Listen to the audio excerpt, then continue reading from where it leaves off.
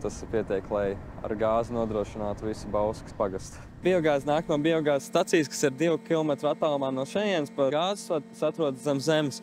No šejienes tiek sūtīta cauri ogles filtriem, kur tiek noņemts sērs pārpalikušais. Un tad jau savākta tiek bufertvertē, kur tiek uzkrāta tālākai padošanai uz kompresoru. Un tad no bufertvertes mēs redzam šeit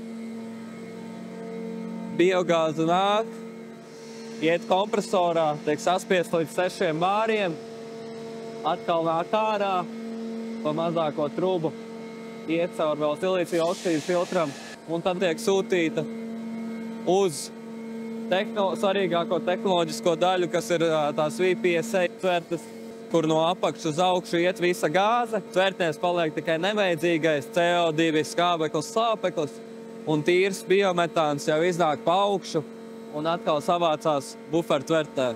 Šobrīd mēs biometānu saražojam tik daudz, lai nodrošinātu aptuveni 15 000 vidējā mājsaimniecībā to dabasgāzes patēriņu gadā.